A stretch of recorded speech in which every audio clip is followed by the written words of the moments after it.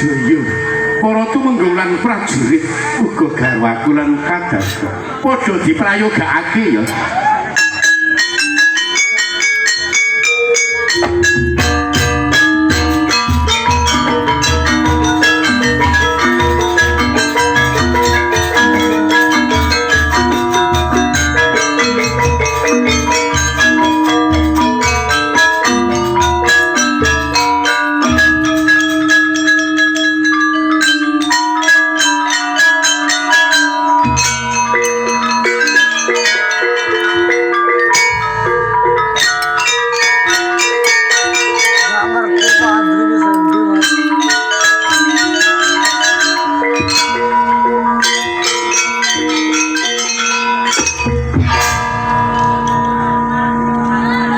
Jagat Dewa Bathara asih saning Bathara jagat.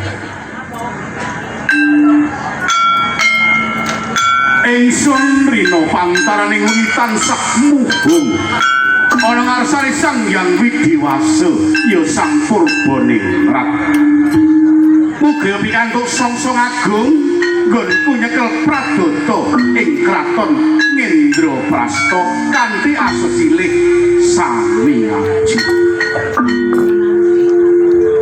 Sapandura datan uling ing kalenggan iki ingsun kadhep sagung para sentana jurit tumenggung kang semene akeh. Kang kepara caket nggoning pinatrap kaya kadangku Dimas Danarjaya kasinggihan dawuh Kang Mas Prabu kula ingkang lenggah wonten ing ngersa Danarjaya becik kang sira Dimas Danarjaya waduh kali sing sambi kala raharja sowan ya ingkang rayi boten nganti katalupeng nyaosake suka pangabekti kunjuk Dimas Danarjaya kula dawuh tinimbalan kang sira ora ngomongake kadanging nalendra nggon musya bukti marang ingsun saben-saben ingsun ngenekake pisuwanan agung awan iki kang sira tansah sugeng kelawan bekti ndak tampa pangestuku lumuntur marang kang sira Dimas Danarjaya Kang Mas Prabu sesembahan kula dawuh saged anggen dalem mugi mugi-mugi dados jaya kawijayan kula angrungkepi wonten ing ngersa dalem Dimas Danarjaya kula jumbuh marang prastyamu sabela mukuwi ndepani bumi Indraprasta menika sampun dados sesanggeman kula kang sira dadi senopati perang sapa wae parang muka Pak Mancanegara kang bakal gawe kisruh kalebu rerusuh kang sira bisa amrantasi gawe ateges rawe-rawe kang sira bisa ngrantas malang-malang kang sira bisa mutu awan iki ning boten katalupeng Mas sanasa kados pundi kemawon kula menika sarimbit derek sowan ngersa ndang-ndang kaliyan kanggo ngono awuge ora maido nggonmu kang sira tansah atut runtungan pindane kaya mimilan ning tuna katresnanmu kang tok tuwuhake marang Dimas Mayang Sari pindane sakrik ora bakal gendang malah kaya saben dina lunga renteng-renteng nanti kaya tergandeng menika dalem namung netepi sabda lan dawuh Kang Mas Prabu kula menika jejering tiyang daler kedahipun saged angayomi garwanipun ingkang kula tresnani jumbuh marang kekudanganing Rama Swargi. Awon iki Mijil sawijining kakung kudu bisa ngayemi marang putri. awon iki Mula kang saka iku kabeh tumindak kang becik kena kanggo kaca benggala. Kang ngono kasumingkirake dening kena kanggo tepo panupining para nirpati pira mantri kang magang anyar. awon iki Dimas Danarjoyo kula dawuh gandeng kanggo maraksa namung kang sira dewi tak keperenake lenggah kang prayoga luwih. mangesta aking dawuh Dimas Tumenggung dawuh tinimbalan kula Mas Prabu. becik kang sira maraksa ana ngarsaning sone. Angsal berkah saha pangestunipun nang dalem. Ugi angst pikantuk kanugrahipun Gusti kang atur jagat. Ngono Suwang kula nderek Nabiyantara dumateng Kang Mas Prabu tansah kinanjarani kasuki. Boten kakalupen kang nyuwun sungkem ing pangabekten kunjuk. kang sira sungkem kelawan bekti marang ingsun ndak tampa pangestuku kebat tampanana. Sangat anggen kula nampi. Mugi-mugi andadosaken jejimat saha kenyetan kula anggen kula nderek Nabiyantara dumateng. Ya, aja jinggo kelawan bekti wong musuhan tak keparake lenggah kang prayoga luwih. Mangestakaken dawuh. Prajurit Injih kula dawuh katimbang jeng sinuwun. becik kang sira maraksa ana ngarsaning ingsun. Ana dina Respati manis ingsun ngenake repat aku mangayu Basuki nggon musuhan. Nyuwun inggih nampi berkah saha pangestu dhateng panjenengan dalem ing sinuwun. Boten katelupen kula ngaturaken sungkem bekti kula dhateng panjenengan. Sungkem bekti ingsun tampa pangestuku lumutur marang kang sira. Sanget-sanget anggen kula nampi tangan kula kekalih. Kula pundi wonten sainggilih mustaka. Mugi-mugi andadosaken jejimat kula njeng sinuwun. Iya, ya dikepenake ngene sibure iki. Mangestakaken dawuh. Rajan kowe prajurit magang anyar uga penjenenganmu marak suwane. Mangayu Basuki becik ing sekara-kara laku nggon musuhan ana ing kraton Indraprasta. Nun inggih njeng sinuwun. Kula ngaturaken kalis ing Sangbi Kalaraharja swan kula. Boten langkung kula ngaturaken sembah pangukti nggih kunjuk. Sembah bekti ingsun tampa pangestuku lumutur marang kang sira ya. Nun inggih. Kula tampi asta kula kekalih kula pundi sainggilih mustaka mugi andadosaken jejimat kula njeng sinuwun. Dikepenake ngene sibure iki. Nun inggih mangestakaken dawuh. Kyai garwaku manis Prameswar.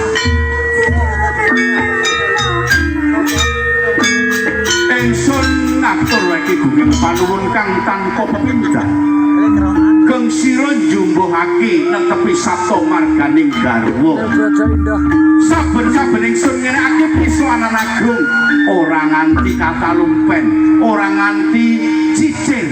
Jebles kaya lakune Dimas Danarjoyo saben-saben pisowanan sarimpit. Awit kula menika rak garwa panjenengan. Tenane kaya ngono. Jenengan sampun dikemawon. Panjenengan Becik wong ayu kang sira nderek marasuan ana ngarsaning sone. Puji Kamas. Kalis ing sandi kala anggen kula derekake. Sampun boten mirangge halangan setunggal punapa Kamas.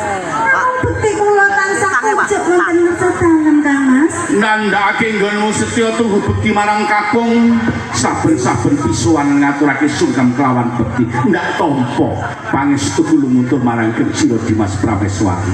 Iji Kamas sangat anggen kula nampi. Mugi andadosaken jejimat kula ing garwa. Salanine dipun kula lelenggan. Wonten ing sedherek panjenengan Kamas. Ya. Kabeh mau jejering priya kudu linambaran katresnaning dening putri. Iji Kamas. Jejeking negara cagahe negara bisa kukuh sentulsa yen disengkuyung dening garwane. Iji Kamas. Ya dikepenake ngene situ. Saaken dawuh. Yayi Mayang Sari Inggih dalem Kang Mas Prabu. becik kang sira marasuan nderekake marang kakungmu Dimas Danarjoyo wong ayu. Kang Mas Prabu. Kelas sing sambi Kalaraharja swan kula Kang Mas Prabu. Ngono. Boten langkung ingkang rayi caos bekti bektimu dipunjuk nggih Kang Mas Prabu. Bektimu ingsun tampa. Pangestuku lumuntur marang Kesira Dimas Mayang Sari. Injih Kang Mas Prabu. Dikepenake ngene sebo. Ngesokaken dawuh Kang Mas Prabu. Kira-kira nggonmu jejodohan karo kadangku Dimas Danarjaya wis arep asil apa urung? Menika dereng Kang Mas. Urung. Wong Kang Mas Jaya menika wong saben dalu menika wong tiyanipun kados napa? Pamitanipun namung jagi mawon to. Tegese njaga katentremaning praja Indra Prasta. Kaya ngono iki netepi sabta marganing prajurit. Lah nggih. Kowe sing nrimo. Nggih. Sinajan arang-arang di campuri ya. Ditinggal makarya magang prajurit. Yen pancen titiwancine Kesira bakal kinemu momongan mesti bakal momongan. Injih Kang Mas. Dikepenake ngene sipun. Ngesokaken dawuh. Bali menyang arsaning Dimas Danarjaya. Awon iki Kang Mas Prabu.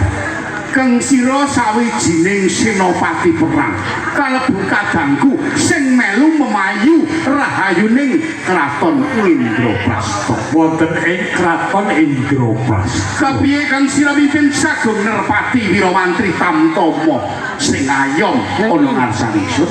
Uga para kawula nggoning ngayom ana ing kraton Indraprasta.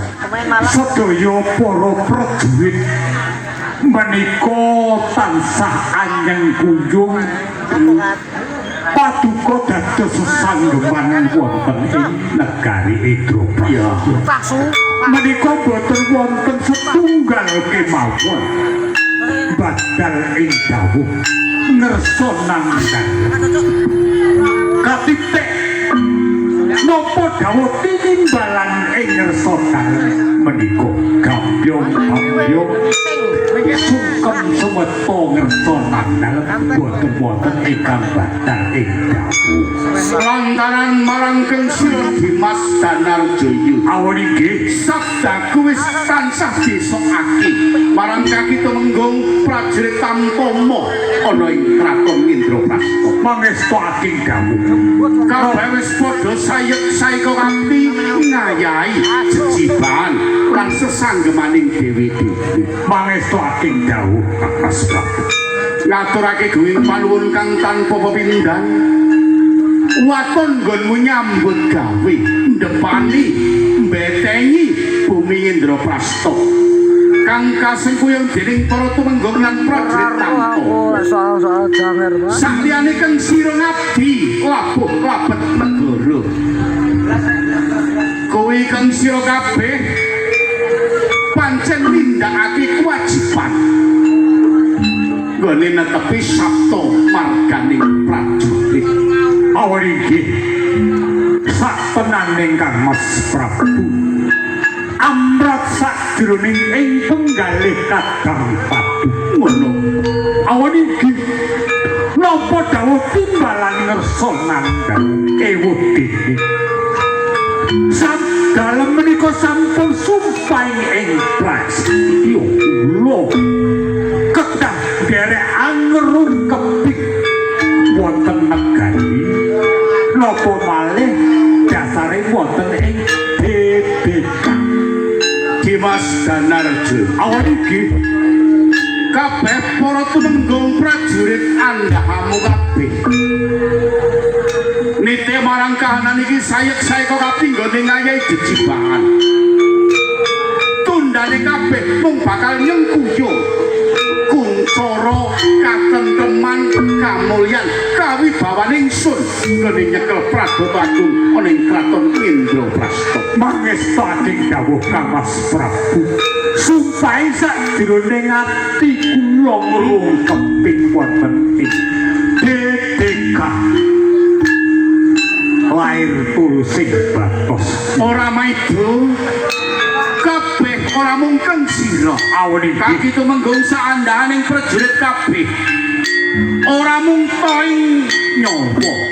Babasan dadi ndoking pengamun-amun bakal dilakoni mbelani bumi Indraprasta.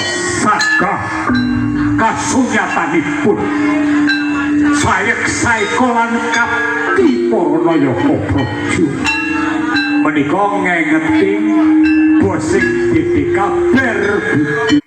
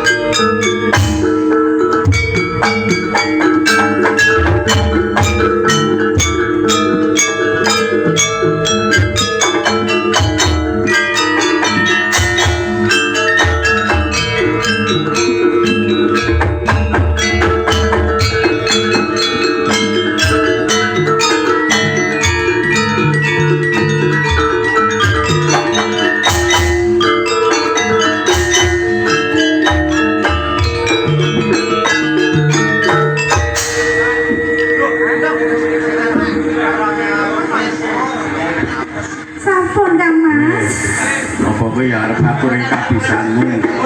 Yen kepengin ngatur kabisanmu, katur para punden lan para sepuh ayo. Monggo Mas ya.